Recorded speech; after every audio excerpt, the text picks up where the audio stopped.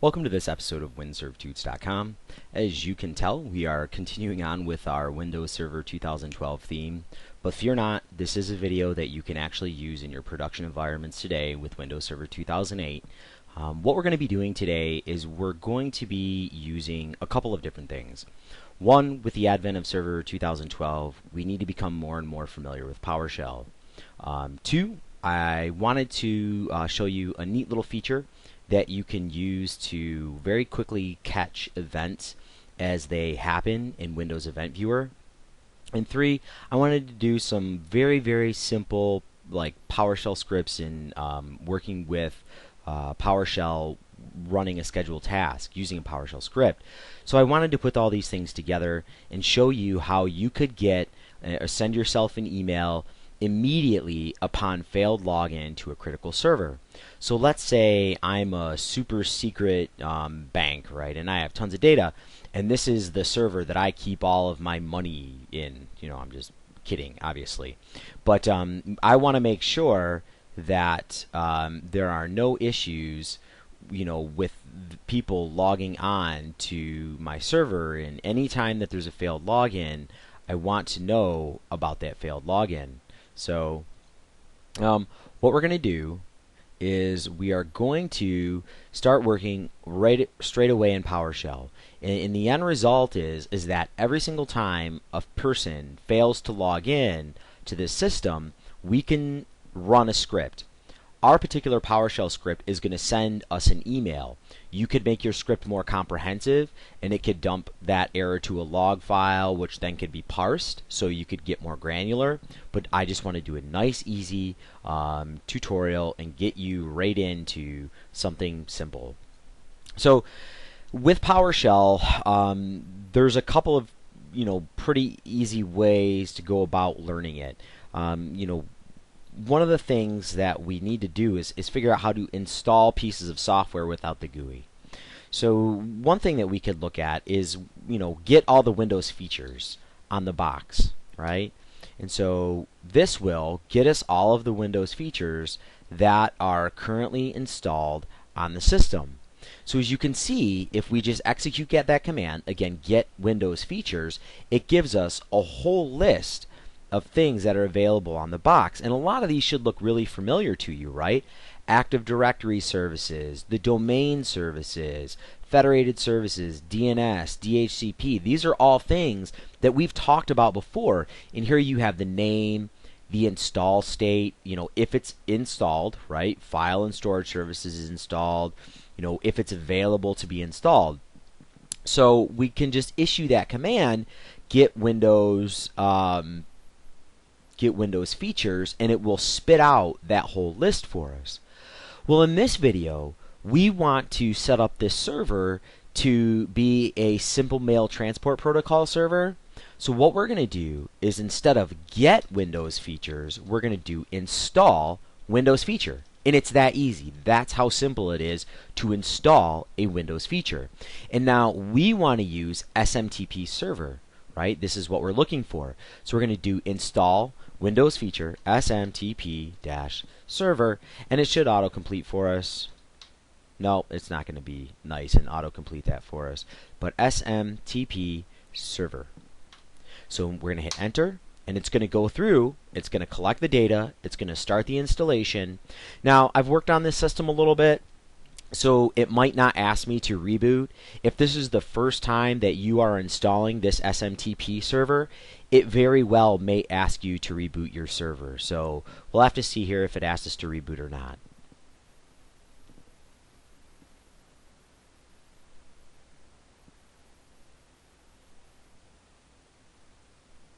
Okay, so here's our status. The success was true. No restart needed, exit code of success, and the feature that we installed was SMTP. So that's it. Now we have a SMTP server. Pretty easy to do, right?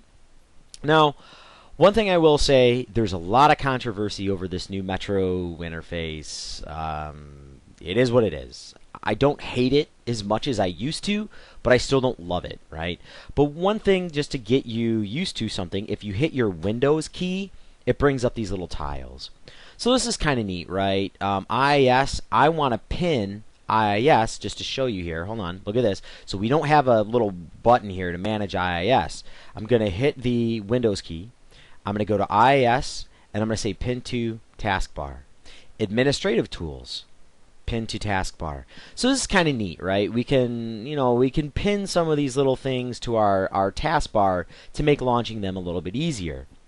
So now that we installed our SMTP server, we have to configure it so that, this server or any server in our local subnet can send out emails, and that's exactly what we're going to do. So I'm going to go, and the SMTP server still runs under IIS 6, which I don't really like because IIS 6 is far less secure than IIS 7, but it is what it is. So what we're going to do is we're going to go to our virtual server. We're going to right-click, select Properties, and under Properties we have this Access tab. And under Access, we're going to look at Relay Restrictions. And what this is going to do, this is going to limit who can email stuff out from our mail server. So right now, only the list below. See, select which computer may relay through this virtual server. And there's nothing, so no one can use this virtual server. So we're going to add, and what we're going to do is we're going to add our IP subnet block. My subnet block on my little home lab is 192.168.1.0, and this is a /24, so 255.255.255.0, and this is it.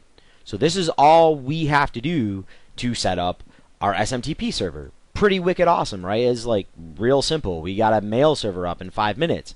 So now what I want to do is I want to show you that this actually works. So in order to show you that this actually works, we're going to go back to PowerShell and we're going to use a PowerShell command.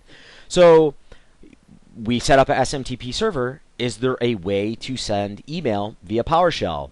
Of course there is, right? Because you can do everything in PowerShell pretty much. So what we're going to do is we're going to do send mail message, right? And I just hit the tab key. Now, if you're used to any other command line mail utilities, you should be expecting some certain options here. So the first option is we need to know who we're going to send this email to. And I'm going to send it to windsurvetoots@gmail.com. Now, I'm going to give you a word of warning. If you have an Exchange server or if you have a corporate POP3 server or something like that, which is going to receive email, if you are sending this out of your network, this may not work because that network is probably going to do a reverse DNS lookup or look at your pointer record to make sure that the domain name is valid with this IP address. So just a word to the wise. This really works well for internal stuff and for Gmail. I discovered that Gmail apparently does not look at PTR records and where they come from. So bad job on security, Gmail. So we're sending to windsurvetoots@gmail.com. It's an account I've created. The from option, we want to know who it's coming from. And let's just call it security@windsurvetoots.com, if I could spell properly. And the subject is going to be test email. And the body of the email will be test email body. And the SMTP server is going to be 192.168.1.53 because that is this server that we're using. It just happens to be my IP address. So what I'm going to do is I'm going to send this. And we didn't get any errors. Now, what I want to do is this is my windsurvetoots email address here. And windsurvetoots should be at gmail.com. Let me make sure I didn't fat finger anything here. Windsurvetoots@gmail.com. Test email. Hold on one second. Maybe it's just going to take just a moment here.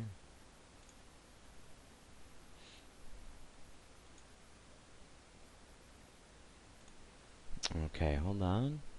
I think, yep, okay. So Gmail was screwing with me a little bit. It sent my test email to my spam folder. So I'm going to mark this as not spam.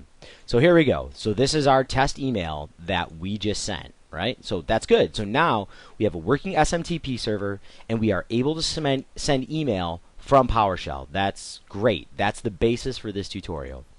So I'm going to minimize that, and let me just clear out all this stuff here. So now that we know that our SMTP server works and that we can send email from PowerShell, what we want to do is we want to attach this functionality to failed user logons. So if this is a super secret critical server, anytime somebody logs on to this system and fails to log on, we want to be notified right away. So what we're going to do is we're going to come up here, and this is that server manager console with the Metro interface. We're going to go over to Tools, and we are going to go to Event Viewer. So what we've got in Event Viewer is you should be very familiar with this. So we've got all of our Windows logs and things like that. So this is, like I said, this will work on Windows Server 2008 R2. But we don't have any real failed audits right now, because I want to generate some failed logins so you can see how this works. So what I'm going to do is I'm going to log out of the system. I'm going to sign out. And I'm going to sign back in, but I'm going to use a bad password. So bad password, right? This password is incorrect. Okay, let's do try again. Bad password. So right now we've generated some failed logins, and we're going to go right back into our tools and go into Event Viewer. And so now if we go to Windows Logs, we go to Security, and right here we have Audit Failures. So let's look at these. And as you can see, this is the server WinServe Toots 2012. And Administrator, right? So we failed to log in as administrator, an unknown username or bad password. So now we've generated these failed login attempts. You can go through and you could say attach task to this event. So what this will do is any single time that this event is raised in your event viewer, it will launch a scheduled task. This is a really cool way to do some security stuff for free. Right? A lot of times security products are really expensive, but with PowerShell, a little bit of know-how and a little bit of time, you can really do a lot of great things in your environment to help make it so secure. So maybe this task, this is a pretty generic name. We want to do failed logins. Okay, we're going to do next. So when an event is logged, the security log, the source is Windows Security Auditing and this event ID, right? And what action do you want to take? Now, if you are using Windows Server 2008 R2, you should be able to use this, send an email. Windows Server 2012 is not like this. And it's okay, because what we want to do is we want to use PowerShell as long as you have version 2 or more to actually send this email and make it more flexible. So that's all right. We're going to use Start a Program. I'm going to select Next. And the program and script that we're going to do is PowerShell.exe. And we're going to need to write a script that this PowerShell executable is going to run. But we haven't written it yet, so we're going to leave this blank for right now. But we are going to come back to that. Okay. And now what we're going to have to do is we're going to have to modify the properties of this dialog, of this task when we finish, because of just some certain intricacies of how Windows scheduled tasks run. So we're going to hit Finish. Now, this is something to look at. If we only run this when a user's logged on, this particular task doesn't do us much good, because if nobody's logged on, it won't run, and we want to test for failed logins. So we want this to run whether the user is logged in or not. So we need to change this little option here. We have our triggers are set properly. We have the conditions. I just turned this off just in case, like if you had a power failure and your systems were running off battery backup, I want it to run anyway. The settings, we want it to be run on demand. And the history, we haven't run this yet. So okay, I'm going to do all right. And it's going to ask us for our password. Do okay. So now the event viewer has created the scheduled task. And if we want to verify, we can close out event viewer. And we're going to go into Tools and go into Tasks. All right. Go into Task Scheduler. Get rid of this side pane here. And now, failed logins. This was the event that we just created, and it is ready to run. But it's not actually going to do anything yet because we haven't written the PowerShell script for it to run. So what we want to do is we want to get to the PowerShell editor. Again, most everything you can get to from this dashboard and this Metro interface. So we're going to go to Tools, and we're going to go to Windows PowerShell ISE. And this is the PowerShell editor that they're going to give you, and you can download it for free. You can use it in 2008 R2. And so what we're going to do, the first thing that we really need to do is if we write a script and we try to execute it without being logged on in the console, it's going to generate an error for us. So what we need to do is we need to set the execution policy. And so the first thing we want to, let's check it. Get, again, that get command, execution. And what the execution policy is, you know, the level of signing that the script has to have. So as you can see, the execution policy is set for restricted. So that means like only scripts from Microsoft and other trusted vendors will execute. Well, we need to write our own scripts. So we need to now set our execution policy, and we're going to do remote signed. So this is any script that we write. This setting will allow us to do that script. And as you can see, it's tossing us a warning, right? So PowerShell scripts could be potentially bad. So it's something you need to consider, but we're going to make that change anyway. So what we want to do is we want to go View and Show Scripting Pane. And we want to write this script so it will run. And we're going to save it. So what we're going to do is we're going to do a minor variation on that send mail message. So we're going to do send mail, and as you can see, we have code hinting. Pretty cool. We're going to do from, and the from is going to be security at winservtoots.com, and we're going to do to. We'll do winservtoots at gmail.com. And again, you would want to get this email address, and I'll include this little script so you can just save it and modify it. The subject, in what we want to do here is we want to be able to make this script usable on any host. So let's say if you have 10 servers, you don't want to hard code something. So we're going to use an environment variable, and we do that by doing env for environment. And the environment variable is computer name, because we want to know what computer name had a failed logon. So had a failed login, right? And I don't really need my email to be super complicated. I just want to know that it was, you know, failed login. And so we're going to use the same thing for our body. Control V. So, you know, had a failed login. And then our SMTP server is our 192.168.1.53, or whatever your SMTP server is. So now I'm going to run this to make sure that it works. So we didn't get any errors, and let me check. Let's see here. Ah, yep, there we go. So Windows Server 2012 had a failed login.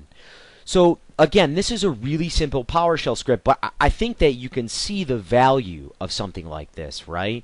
It allows you to do things on demand almost instantly and warn you about what's going on in your environment. So what we want to do is we want to save this script now. I'm going to save this, and in my computers, no, I don't want documents. Come on. I want my computer. And I'm going to go to my C drive, and I always like to make a scripts directory in the root of my C drives. It's just what I like to do. You could put this anywhere you like. And I'm going to name this script failed logins, right?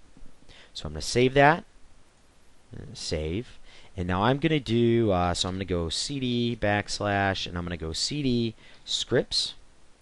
So I'm going to see what's there. Sorry, I used a Linux command. ls dir for those that are more familiar with Windows.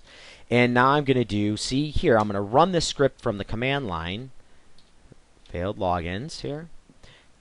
And let's see if it runs. So let's see if we got another email. Yep, it looks like we did. Boom. So this is the second email that we have here.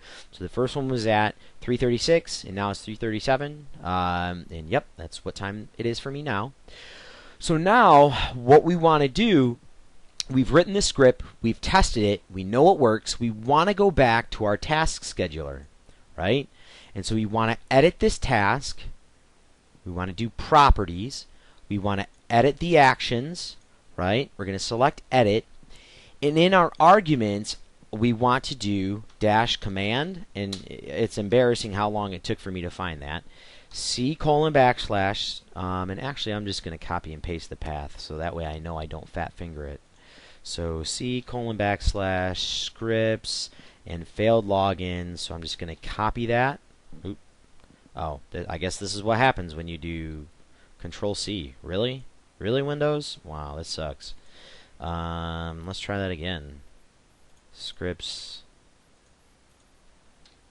failed logins, home, control, copy. Oh, okay.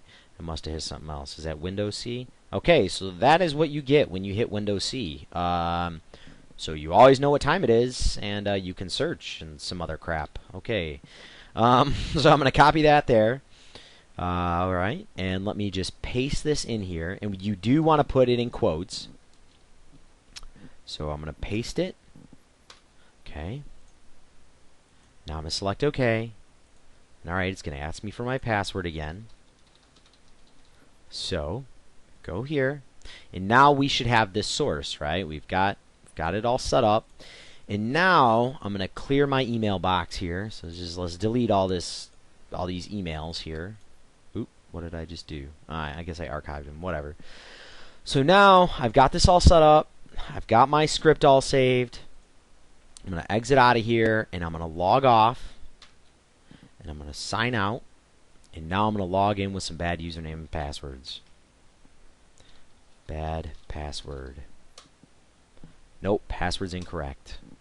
Let's try again. It doesn't even matter what I type because it's not going to be correct. Okay, and let's see if we've gotten any emails.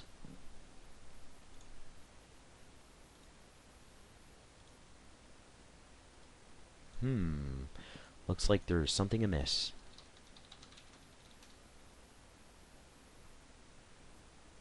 So let's check our tasks.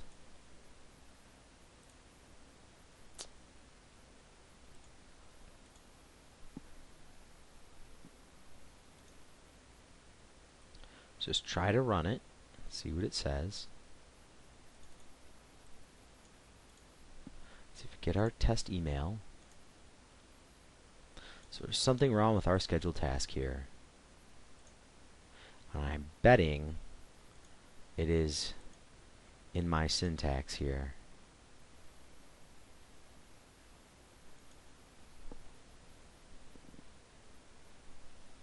One second. Yep. Do you see it? No one's perfect. PowerShell. There we go. It helps if I actually specify it right. You could actually browse through your directory here and select it, but PowerShell.exe. So let's try this again. Okay, it's going to ask us for our password. Everybody makes mistakes.